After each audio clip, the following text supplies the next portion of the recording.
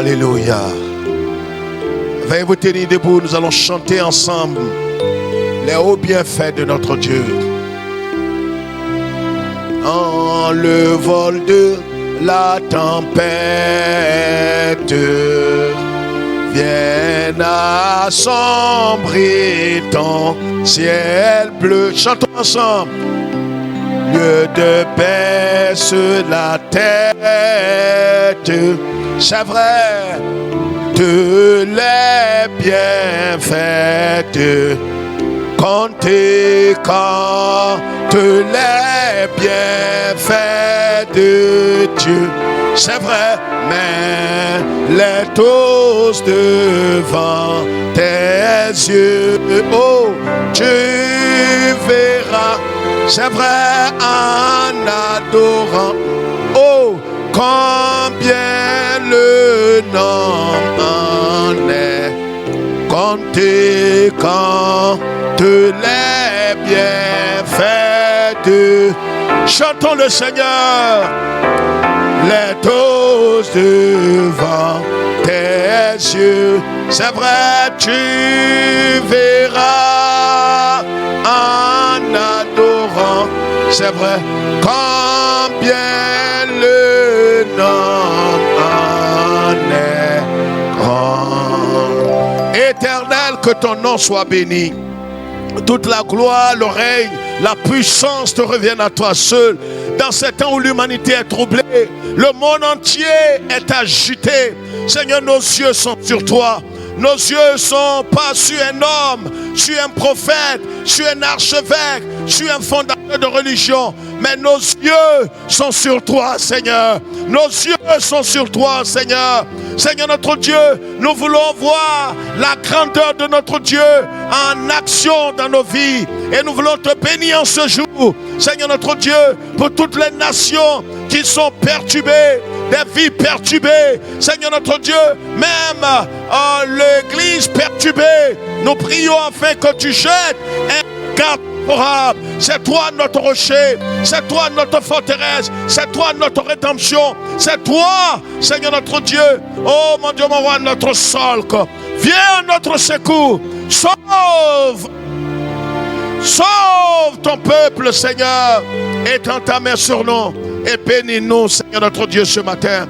Que toute la gloire, le règne, la puissance te reviennent à toi seul au siècle des siècles. Merci pour tous ces frères qui nous suivent. Seigneur, ce dimanche matin, nous voulons te donner toute la gloire. La gloire est à toi, au nom de Jésus-Christ. Quelqu'un dit Amen, Amen, Amen, Amen. Nous bénissons le Seigneur. Veuillez vous asseoir, frères et sœurs. Je vous salue tous dans le précieux nom de notre Seigneur Jésus-Christ. Frères et sœurs, comme nous le savons, nous voyons que l'humanité tout entière est agitée, est troublée avec tout ce que vous voyez, la pandémie qui est en train de décimer la population, en train de détruire. Nous pouvons aisément voir la douleur sur tous les visages, voir combien de fois les gens sont psychologiquement abattus, moralement abattus, financièrement, et ils sont complètement à terre. Mais nous avons un Rédempteur, alléluia. Nous avons un Rédempteur en la personne de Jésus de Nazareth. Prenez vos Bibles en Marc chapitre 10. On va se lever, s'il vous plaît. Marc chapitre 10, nous allons lire le verset 32 jusqu'au verset 34. Je lis la parole du Seigneur. Ils étaient en chemin pour monter à Jérusalem. Et Jésus allait devant eux. Soulignez cela dans votre Bible, frères et sœurs. Et Jésus allait devant eux. Les disciples étaient troublés et le suivaient avec crainte. Et Jésus prit de nouveau les 12 auprès de lui et commença à leur dire ce qui devait lui arriver. Voici, nous montons à Jérusalem. Et le Fils de l'homme sera livré aux principaux sacrificateurs et aux scribes. Ils le condamneront à mort et ils le livreront aux païens qui se moqueront de lui, cracheront sur lui, le battront de verge et le feront mourir. Et 3 jours après, il ressuscitera. Alléluia. La Bible dit, Veuillez vous asseoir, frères et sœurs.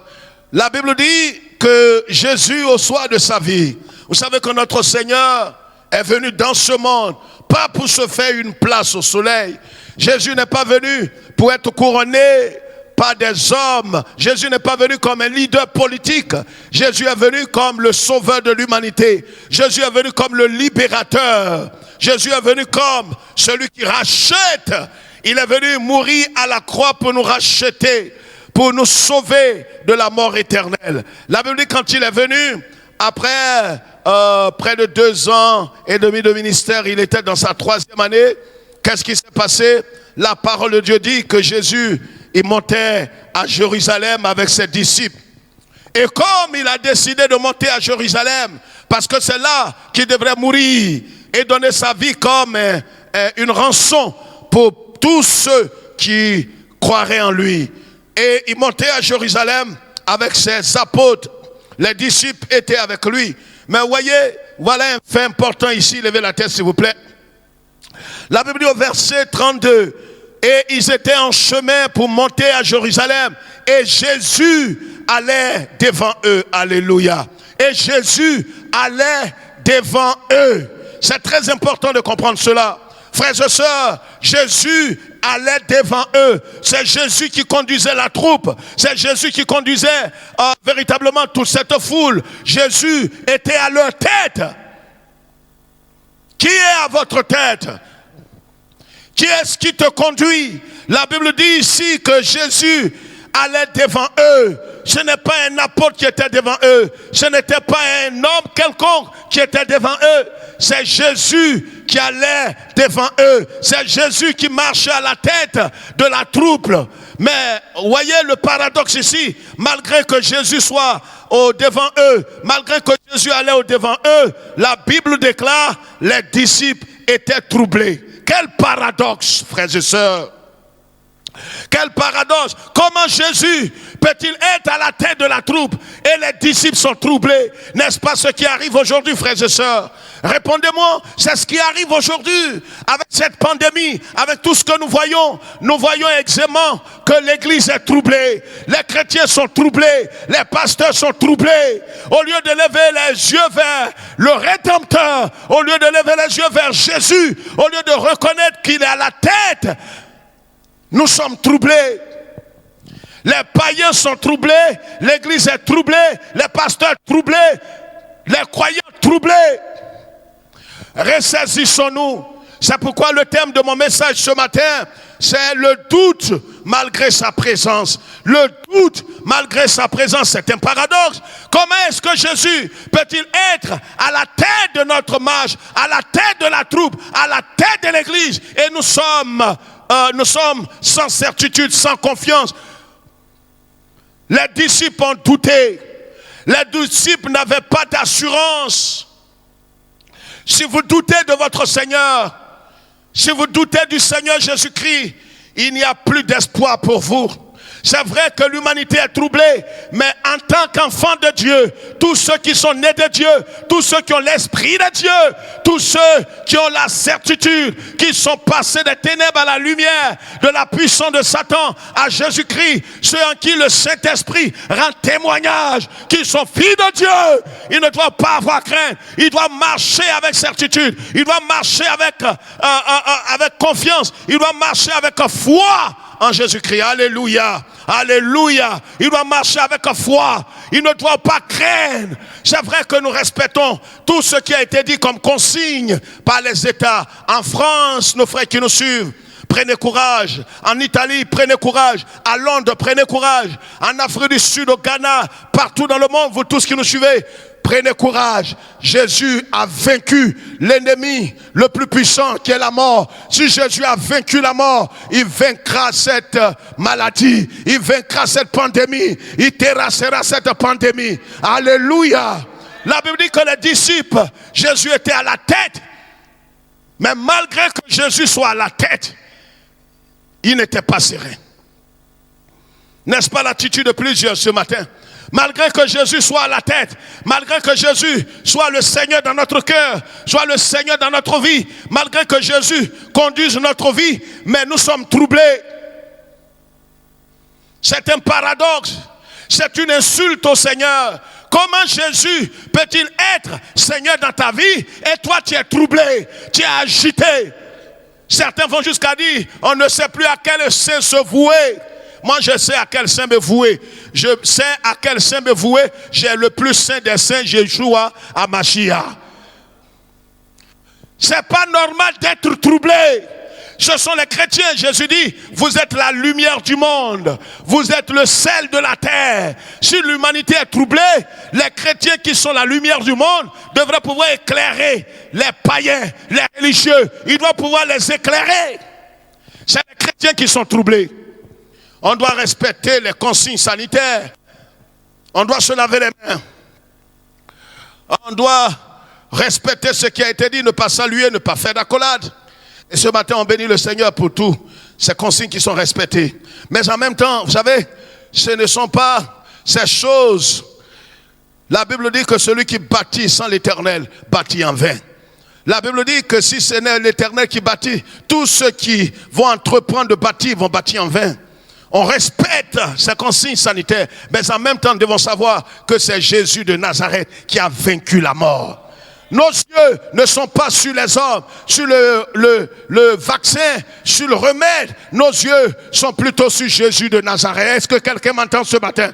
Nos yeux sont sur Jésus. C'est pourquoi ne sois pas troublé, ne doute pas, ne crains pas, ne sois pas agité. Aie foi en notre Seigneur. Aie foi en notre Seigneur. Tu ne mourras pas, tu vivras et tu témoigneras les merveilles de notre Dieu. Tu témoigneras la grandeur de notre Dieu. Tu témoigneras les miracles de notre Dieu. Tu témoigneras que l'Éternel est vivant. La Bible dit que Jésus était à la tête. Il allait au devant d'eux. Mais les disciples étaient troublés. Quel paradoxe. L'église aujourd'hui est agitée. Malgré qu'ils disent Jésus est Seigneur. L'église est perturbée. Certains sont allés jusqu'à dire, ça ne vaut même plus la peine de prier. Oui, mais qu'est-ce qui fait la force du chrétien? Si nous ne pouvons plus prier. Certains aujourd'hui sont tellement troublés qu'ils ont perdu la foi déjà. Et c'est de cela que Jésus parle en Matthieu chapitre 13, quand il dit que certains ont cru pour un temps. Comme la sémence qui est tombée dans une terre, et quand les intempéries sont venues, alors cette sémence-là a disparu. Frères et sœurs, nous ne devons pas être comme cette plante. Nous devons véritablement mettre nos confiance en Jésus-Christ. La Bible dit qu'il allait au devant d'eux, mais les disciples étaient troublés et le suivaient. Pas parce qu'ils ne le suivaient pas. Ils étaient troublés, mais la Bible déclare qu'ils le suivaient. Ça veut dire que les gens continuent d'adorer le Seigneur, mais dans la peur. Ils adorent le Seigneur sans foi. Ils adorent le Seigneur en chantant, en dansant, mais avec le doute que cela ne soit point votre partage. La parole déclare qu'ils étaient troublés. Pourquoi ils sont troublés? Et pourtant Jésus leur a dit, allons à Jérusalem, je vais être maltraité par les principaux sacrificateurs, je vais mourir, mais le 3e jour, je ressusciterai d'entre les morts. Ils n'avaient pas cru cela, c'est pourquoi ils étaient troublés. Vous savez, plus nous mettrons notre foi dans les choses vaines, plus notre peur grandit. Les apôtres ici, les disciples, voyez, ils n'ont pas cru Jésus. Ils n'ont pas cru que ce que Jésus dit est la pure vérité et que Jésus est capable de mourir et ressusciter le 3e jour. Frères et sœurs, la Bible dit en Hébreux chapitre 11, le verset 6 que nous connaissons très bien. Or, sans la foi, nul n'est agréable à Dieu. Nous sommes justifiés par la foi. Nous sommes sauvés par la grâce, mais par le moyen de la foi. Sans la foi, nul n'est agréable à Dieu. C'est ce que la Bible dit, frères et sœurs. Les disciples marchaient avec Jésus, mais ils n'avaient pas foi en lui. Aujourd'hui, voici ce qui arrive. Les gens marchent avec Jésus, ils chantent les cantiques, ils parlent en langue. Mais c'est les mêmes qui sont troublés, les mêmes qui sont agités, les mêmes qui sont apeurés, les mêmes qui sont angoissés, vous n'avez pas placé votre foi en Jésus. Et pour cela, nous devons nous repentir ce matin. Vous tous qui nous suivez dans le monde, vous aussi, vous devez vous repentir. Parce que quelque part, certains ont dit des paroles mal placées à l'endroit de notre Seigneur. Certains sont allés jusqu'à dire, mais Jésus, où es-tu? Et pourtant, Luc chapitre 21, Jésus a prédit ces choses. Regardez ce que la Bible dit. Luc chapitre 21. Ce n'est pas des choses qui arrivent comme ça par hasard.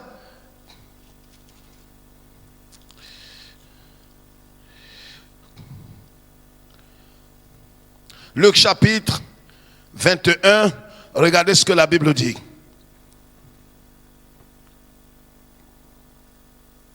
Le verset 11. Il aura de grands tremblements de terre et en divers lieux des pestes. Vous m'entendez?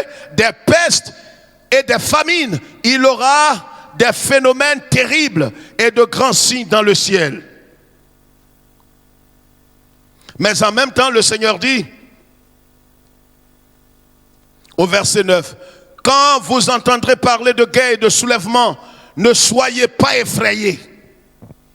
Ne soyez pas effrayés. C'est Jésus qui le dit. Quand vous allez entendre parler de guerre, de peste, de pandémie, ne soyez pas effrayés. Vous m'entendez? Ne soyez pas effrayés, dit le Seigneur Jésus-Christ. Les apôtres ici étaient troublés, étaient apeurés, simplement parce que Jésus leur a dit, montons à Jérusalem, je vais mourir. Ils n'avaient pas foi que Jésus allait ressusciter d'entre les morts. Frères et sœurs, Jésus est notre Rédempteur. Jésus est la solution. Jésus est sauveur. Jésus est Jéhovah Rapha. C'est le Seigneur notre Dieu qui guérit. Il a la capacité de guérir. Il a la capacité de détruire ce virus. Il a cette capacité. Celui qui a triomphé de la mort est capable de détruire ce virus. Mettons notre confiance, pas dans un scientifique, pas dans un homme quelconque, pas dans un prophète, pas dans les hommes de science, mais en Jésus et en Jésus seul. La Bible dit que les apôtres ont péché contre Dieu. Pourquoi? Parce que malgré que Jésus allait au devant d'eux, les disciples étaient troublés et la Bible dit le suivaient avec crainte. N'est-ce pas ce qui arrive à plusieurs aujourd'hui? Ne riez pas, c'est ce qui arrive. Les gens suivent Jésus, mais ils le suivent. En même temps qu'ils le suivent, ils le suivent avec crainte, ils le suivent avec peur, ils le suivent avec angoisse, ils le suivent étant agités. Cela ne doit pas être notre partage. Dans ces temps d'incertitude, nous devons suivre Jésus avec sérénité. Nous devons suivre Jésus avec foi. Nous devons suivre Jésus avec confiance. C'est vrai, il a dit, 1000 tomberont à ta droite, 10 000 à ta gauche, tu ne seras pas atteint. Nous devons croire cela. Si je ne peux plus croire les promesses de Dieu, alors je n'ai plus ma raison d'être dans la foi chrétienne. Si je ne peux pas faire confiance à Jésus, je n'ai plus ma raison d'être dans le corps de Christ. Bien-aimés frères et sœurs, voici la parole pour nous aujourd'hui, frères et sœurs. La Bible dit, et Jésus prit de nouveau les 12 auprès de lui et commença à leur dire ce qui devrait lui arriver. Le Seigneur s'est mis à leur parler à nouveau et leur dit, je vous avais déjà dit que j'allais mourir, mais j'allais ressusciter le 3e jour. Vous savez, quand vous commencez à douter des promesses de Dieu, douter de la puissance de Dieu, douter de la capacité surnaturelle de notre Dieu, alors vous êtes comme aveuglés. Vous allez laisser des sentiments nocifs vous abahir. Et c'est le cas aujourd'hui malheureusement. Depuis que cette pandémie est apparue, plusieurs sont troublés. Les gens disent, mais pasteur, tu vois, juste à côté de nous, il y a quelqu'un qui vient de perdre la vie. Je suis vraiment désolé pour toutes ces choses. Mais laissez-moi vous dire une chose. Notre Seigneur, quel que soit tout ce qui arrive, le monde n'échappe pas à Jésus. Voyez, Cette pandémie n'échappe pas à Jésus. Alléluia, frères et sœurs. C'est pourquoi bannissez de votre cœur tout ce qui est incertitude, tout ce qui est trouble, tout ce qui est angoisse. Bannis de ton cœur. Nous avons chanté tout à l'heure. Compte les bienfaits de Dieu. Quand l'orage viendra, quand la tempête se lèvera, compte déjà les bienfaits de Dieu, les miracles de Dieu déjà passés dans ta vie. Et dis-toi que le Dieu qui t'a sauvé par le passé te sauvera à nouveau. Car la Bible déclare en Hébreux chapitre 13 qu'il est le même hier, aujourd'hui et éternellement. Il n'a pas changé. La Bible dit qu'il les a pris, il les a exhortés. Il a parlé à leur cœur. Et il leur a dit, même des gens allaient se moquer de lui, allaient le battre de verge. Mais le troisième jour, il ressusciterait d'entre les morts.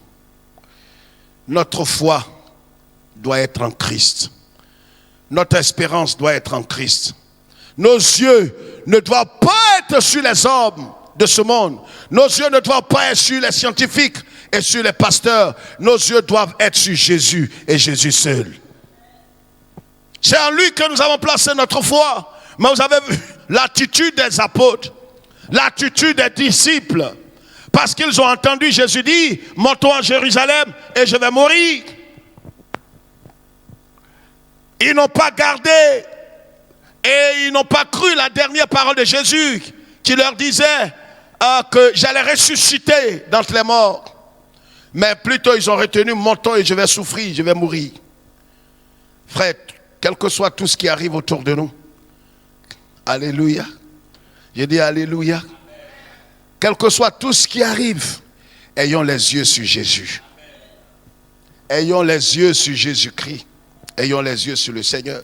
Ce matin encore, ce dimanche matin, on entend encore des nouvelles encore plus tristes. C'est vrai que les morts augmentent dans toutes les nations. Mais nous ne devons pas désespérer. Nous devons continuer de faire confiance à Jésus. Et prier. Ne baissez pas les bras. C'est pourquoi il y a une chaîne de prière partout dans le monde. En Côte d'Ivoire, il y a une chaîne de prière. En France, il doit y avoir une chaîne de prière. En Italie, partout dans le monde, il doit y avoir, les chrétiens doivent se mettre dans un esprit de prière. Prions. Ayons foi en notre Seigneur. Croyons qu'il est capable. Il est capable. Ne faisons pas comme les disciples qui, malgré la présence de Jésus, ils doutaient du Seigneur. Ils doutaient des paroles du Seigneur. N'ayons pas l'attitude des disciples aujourd'hui. Les disciples, ils marchaient derrière Jésus. Ils marchaient derrière Jésus. Mais ils marchaient dans la peur. Ils marchaient étant troublés. Ils marchaient avec incertitude. Et malheureusement, c'est le triste portrait de plusieurs aujourd'hui. Tu peux sourire, mais c'est la vraie vérité. C'est la pure vérité. Qu'aujourd'hui, certains marchent avec la peur au ventre. Ils marchent avec l'incertitude. Ils ne traînent pas. Même en venant ce matin ici. Chacun se dit en lui-même, est-ce que nous allons nous en sortir? Est-ce que nous pourrons sortir vivants? Ils marchaient derrière Jésus, mais ils marchaient troublés. Certains diront, mais pasteur, je continue de prier. Mais tu pries dans la peur. Certains diront, mais nous avons chanté ce matin, pasteur. Oui, tu chantes comme les apôtres suivaient Jésus. Ils le suivaient, mais étant troublés. Cela ne doit pas être notre cas. Nous devons suivre Jésus avec foi. Nous devons suivre Jésus avec confiance. Nous devons suivre Jésus avec certitude. Croire qu'il est capable. Vous allez comprendre pourquoi est-ce que quand Jésus est mort, le lendemain déjà, les apôtres se sont dispersés. Vous vous souvenez des deux disciples d'Emmaüs? Nous l'avons dit ici une fois, quand Jésus est mort, le troisième jour déjà, il partait à Emmaüs, il avait quitté la grande ville, la ville de paix, la ville du grand roi pour aller à Emmaüs. Une ville, un village obscur. Que ce ne soit pas votre cas. Que cette situation qui arrive aujourd'hui ne nous amène pas à nous éloigner du Seigneur, mais bien au contraire, devrait nous amener à nous rapprocher du Seigneur. Ça fait partie des signes que Jésus avait donnés. Les signes de la fin des temps. Il avait dit, comme l'avons lu tout à l'heure en Luc 21, verset 11, il y aura des pestes, il y aura la guerre, il y aura la famine. L'humanité sera agitée. Mais Jésus a dit que ce ne sera pas la fin, ce ne sera que le début. Mais en même temps, il dit aux apôtres, ne soyez pas effrayés. Pourquoi est-ce que nous sommes effrayés aujourd'hui? Ne soyez pas effrayés. Le doute, malgré sa présence. Vous voyez pas le paradoxe? Malgré qu'il soit là, les gens chantent les cantiques. Ils disent, ce n'est plus moi qui vis. Ce n'est plus moi qui vis. Alléluia.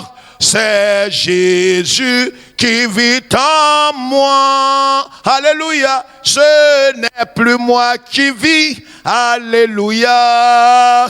C'est Jésus qui vit en moi. Malgré que Jésus vit en toi, tu es troublé, tu es agité. C'est une insulte à notre Seigneur. C'est une manière de dire que c'est vrai, Seigneur, tu es là, mais regarde, le coronavirus en train de décimer la population. Seigneur, tu es là, mais regarde, cette pandémie va détruire ton église, va détruire ton peuple. Il est capable. Jésus est capable de tout. Il est mort et le troisième jour, le seul dans l'histoire de la création qui est sorti vivant du tombeau. Il a triomphé de la mort. S'il a triomphé de la mort, il triomphera de cette pandémie. C'est pourquoi, frères et sœurs, ne faisons pas comme ses disciples qui, malgré que Jésus soit à leur tête, malgré que Jésus conduisait leurs troupes, ils avaient toujours peur, ils étaient agités. Bannissons la crainte, bannissons la peur, parce que la peur est le contraire de la foi. Là où il y a la peur, là où il y a la crainte servile, il n'y a pas de foi. Ayons foi en Jésus-Christ. Où que vous soyez, à cette heure précise, ayez foi en Jésus-Christ. Ne doutez pas et surtout, ne désespérez pas. Jésus triomphera. Je suis certain que Jésus aura le dernier mot, car il est l'alpha et l'oméga. C'est pourquoi vous tous, dans toutes les nations où cette maladie a décimé déjà une grande partie de la population, continuez de prier. Jésus aura le dernier mot sur cette maladie. Jésus aura le dernier mot sur ta situation. Peut-être pour toi, ce n'est même pas la pandémie. Mais quelle que soit la situation que tu vis, Jésus aura le dernier mot. Je suis certain. C'est pourquoi, si aujourd'hui, en nous suivant, tu n'as pas encore fait la paix avec Christ, il faut le faire. En reconnaissant ton état de pécheur, en ouvrant ton cœur simplement en disant, Seigneur, je suis pécheur, je te demande pardon, je t'ouvre mon cœur et je t'invite comme sauveur et Seigneur de ma vie, je te reçois. Si vous le faites du fond de votre cœur, avec honnêteté, vous serez pardonné et le Seigneur entrera dans votre vie et vous serez véritablement enfant de Dieu dès cet instant précis. Et pour tous ceux qui, comme les disciples, sont anciens dans la foi, continuez d'espérer contre toute espérance. Ne baissez pas les bras. Continuez. Voyez comme Moïse a fait. À chaque fois que ses mains étaient levées, Israël avait la victoire. Agissons comme Moïse. Levons les mains. C'est le temps de lever les mains pures vers Dieu. En nous séparant de tout ce qui est souillure, tout ce qui est péché, tout ce qui est rancœur, animosité, tout ce qui est manque de pardon, tout ce qui est fornication. Éloignons-nous de toutes ces choses et allons dans sa présence. Que l'attitude des disciples ne soit pas notre partage ce matin. Eux qui, malgré que Jésus soit à la tête de leur troupe, ils marchaient dans ses pas, mais ils marchaient dans la peur, ils marchaient troublés. Que ce ne soit pas votre attitude et que ce ne soit pas votre histoire. Que Dieu nous bénisse et que le Seigneur qui nous a conduits ici ce matin nous garde tous. Continuez de respecter ce que les États ont décidé. Nous l'avons fait ce matin en se lavant les mains. Oui, prenez courage. On n'a pas besoin forcément de se saluer, de se faire des accolades après le culte. Respectez toutes ces consignes. C'est juste pour un temps. Il y a eu Ebola, il y a eu la peste, il y a eu toutes sortes de choses par le passé. Le Seigneur nous a délivrés. Le Dieu qui nous a délivrés de toutes ces choses nous délivrera encore de coronavirus. Gardez la foi sur Jésus. Ayez les yeux focalisés sur Yeshua, Hamashiach. Il aura le dernier mot. Que Dieu nous bénisse et que le Seigneur nous fortifie. Soyez bénis. Nous allons prier le Seigneur. On va se lever. On ne va pas s'attraper les mains, on va lever les mains plus vers Dieu et on va bénir le Seigneur. Je lève les yeux vers les montagnes. Oh, d'où me viendra le secours? Oh, je lève les yeux vers les monts. Est-ce qu'on peut chanter ensemble? Oh, d'où me viendra le secours? Le secours me vient de l'Éternel, des armées qui a les cieux et la terre. C'est vrai, le secours me vient de l'Éternel, des armées qui a fait les cieux et la. Le Seigneur aura le dernier mot sur cette situation. Ne doutez pas en sa présence et n'ayons pas l'attitude que les disciples ont eue. Gardons la foi, faisons confiance à Jésus et marchons selon les principes de sa parole. Seigneur notre Dieu, nous te bénissons. Après t'avoir adoré et célébré, nous voulons aussi te demander pardon. Nous avons douté de toi, douté de ta capacité, douté de ta puissance. Malgré que tu marches à notre tête, malgré que tu sois au-dedans de nous, malgré que tu nous diriges, malgré que tu sois notre berger, nous avons eu les mêmes attitudes comme les disciples derrière toi. Mais je viens humblement te demander pardon, non seulement pour moi, mais pour toute l'Église, pour tout le corps de Christ, partout dans le monde. Nous implorons ta miséricorde et ton pardon. Seigneur, nous avons douté de toi. Nous avons même oublié, à cause de la gravité de la situation, que tu es notre berger. Et le bon berger surtout, qui prend soin de ses brebis. Pardonne-nous, lave-nous par le sang de l'agneau. Et donne-nous, Seigneur notre Dieu, d'espérer contre toute espérance. Nous croyons en toi. Nos yeux sont pas sur nos chefs d'État, nos ministres de la santé, les scientifiques du monde, mais nos yeux sont sur toi. Tu te lèveras le dernier. Tu te lèveras le dernier. Nous serons là pour te servir comme des serviteurs inutiles. À toi c'est toute la gloire. Au nom de Jésus. Alléluia. Nous bénissons le Seigneur et nous rendons toute la gloire à notre Dieu. Que Dieu nous bénisse. Allez dans la paix du Seigneur. Continuez de respecter les consignes qui vous ont été données. Se laver les mains, avoir le gel dans sa main, être comme ce matin nous l'avons été à 1 mètre de distance partout où vous aurez l'opportunité de prier. Le mardi, nous aurons encore notre étude biblique. Demeurer dans la prière, ce n'est pas le temps de céder à la panique. Ne faisons pas comme les disciples qui, malgré que Jésus marchait à leur tête, étaient troublés, étaient apeurés. Gardez la foi et continuez de bénir le Seigneur. Que Dieu nous bénisse. On ne peut pas dire aujourd'hui saluons-nous dans l'amour du Seigneur, mais nous ne pouvons que bénir le Seigneur. Allez dans la paix du Seigneur, pas de réunion. Allez dans la paix du Seigneur. On se retrouve le mardi à 18h, heure de Côte d'Ivoire. Amen.